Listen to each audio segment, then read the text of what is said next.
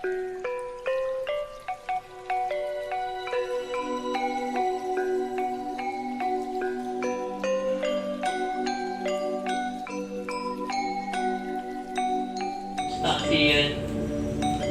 Akhir stasiun Bogor, attention please, select the Lieutenant Final Station Bogor Station. Stasiun Bogor dijadikan sebagai langkah awal kaki berpijak. Selanjutnya, angkutan umum bernomor 02 dan hijau sebagai warnanya akan menjadi langkah terakhir dan termudah untuk menuju tempat wisata bersejarah Batu Tulis.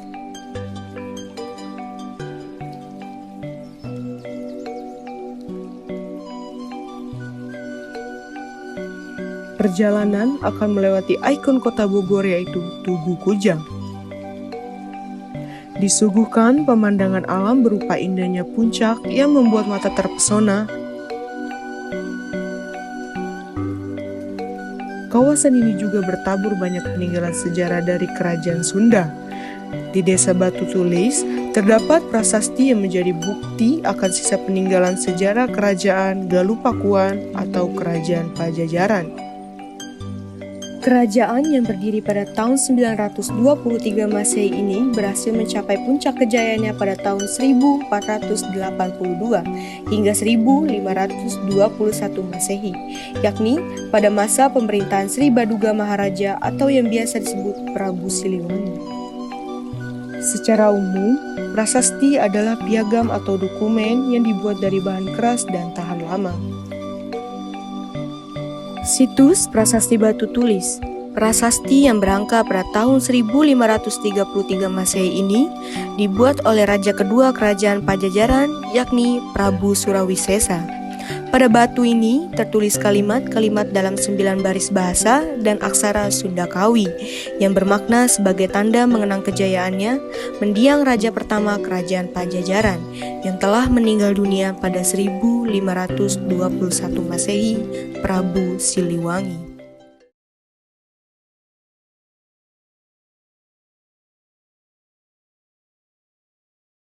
Ketika memasuki halaman situs ini, dapat dilihat dua batu mirip nisan yang tertancap di atas gundukan batu selayaknya kuburan. Batu ini disebut sebagai tempat petilasan menambatkan tali kekang kuda. Dijumpai 4 buah batu, salah satunya adalah batu lonjong yang disebut batu lingga. Lalu, batu besar di tengahnya yang bertuliskan aksara Sunda Kawi, serta batu di depannya yang disebut batu tapak, yaitu batu dengan cetakan tapak kaki dan lutut Prabu Surawisesa. Di tengah suara hujan, Pak Firman selaku kuncen akan membagikan beberapa kisah singkat seputar batu tulis ini. Prasasti Batu Tulis ini kan awal mulanya itu ketemuannya tahun 1482 ya sampai 1521. Oh gitu. Prasasti Batu Tulis ini dalam kurang itu dari 5 tahun lebih ya. Dulu di sini tempat pelantikan raja-raja Pajajaran seperti Baduga Maharaja. Awal mulanya ini dari tahun 60-an juga udah ada ya. Dari tahun 60-an juga udah ada, itu bangunan masih gugup. Ini bangunan permanen di tahun 80. Prasasti ini memang wajib dijaga setiap hari ya. Kan ini peninggalan sejarah leluhur kita ya. Kita sebelum ada juga dia udah ada. Zaman dulu kan di kerajaan di Jawa Barat ini benar-benar ada nyata. Kerajaan Pajajaran Prabu Siliwangi. Kita kalau nggak dijaga nggak dirawat itu bakalan nah, harus dijaga dilestarikan. Arti asal dari batu ini punya saya singkat aja ya bacanya. Wang pun ini sasakala Prabu Ratu Purane pun diwastu dia wingaran Sri Baduga Maharaja. Jadi yang dinobatkan sini namanya Sri Baduga Maharaja Prabu Siliwangi terakhir. Jadi jika itu semoga selamat beliau dinobatkan di sini. Jadi di sini tempat penempatan raja-raja berjalan. Saya jaga di sini setiap hari ya. Kalau ini kan anak-anak. Jadi saya dari pagi sampai sore. Saya jaga deh. Saya juga kebetulan dari Balai Cagar Budaya Serang. Batu Tulis itu ada bahwa batu kayak makam, bukan makam, itu makam petilasannya. Itu dulunya tempat kuda raja. Di depannya lagi ini ada 2 tiang, 2 itu masuk kerajaan, masuk kemarin. Tempat yang dulunya digunakan sebagai podium penobatan raja-raja kerajaan Pajajaran, kini telah menjadi tempat wisata bersejarah peninggalan purbakala nasional. Berkawasan yang sama dan tidak jauh dari situs prasasti Batu Tulis, suatu bangunan yang menyimpan petilasan makam Badalem, yakni mendiang seorang tokoh ulama dari kerajaan Pajajaran yang menyebarkan agama Islam. Konon sering menjadikan prasasti Batu Tulis sebagai tempat bersemayamnya dan tempatnya berdoa kepada Allah.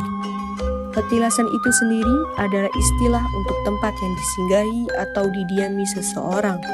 Jadi waktu ditemukan sama Uyut Ma tuh Mbah Ma makomnya udah ada sendiri. Ada waktu ditemukan sama Uyut Ma. Jadi waktu ditemukan sama Uyut Ma tuh Mbah Dalem ngasih tandanya ada cahaya putih gitu. Ada cahaya putih ngegubur.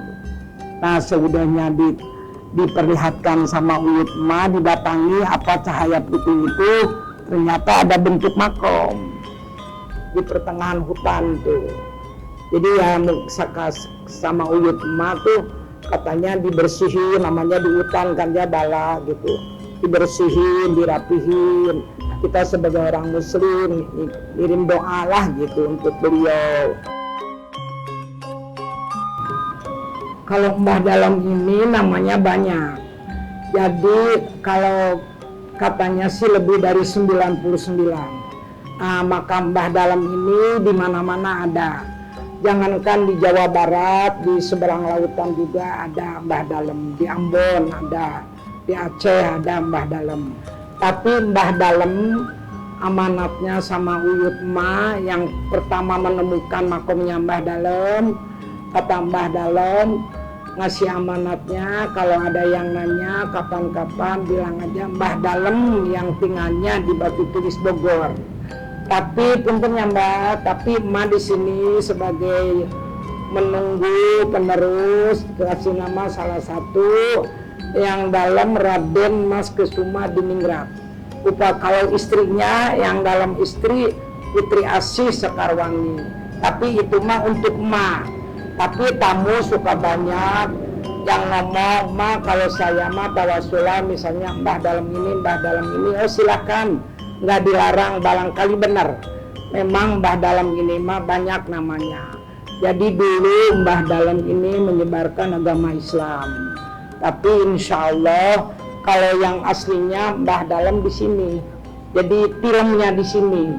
Makamnya itu jadi nggak ada yang tahu kecuali Allah yang tahu. Jadi waktu ditemukan sama Uyut Ma yang pertama menemukan makamnya Mbah Dalem itu adanya di sini di pertengahan hutan gitu. Di bagian luar terdapat makam keluarga yang merupakan keturunan dari Mbah Dalem. Sebagai penghormatan kepada tokoh ulama besar, tak jarang petilasan ini didatangi oleh pengunjung dari luar daerah yang ingin berziarah dan mengirimkan doa kepada beliau. Tujuannya untuk mendekatkan diri pada Allah. Iya, untuk mendekatkan diri pada Allah. Iya. Sebabnya ada keramat ibadah Batu Tulis Bogor. Iya. Udah patokan warga Indonesia.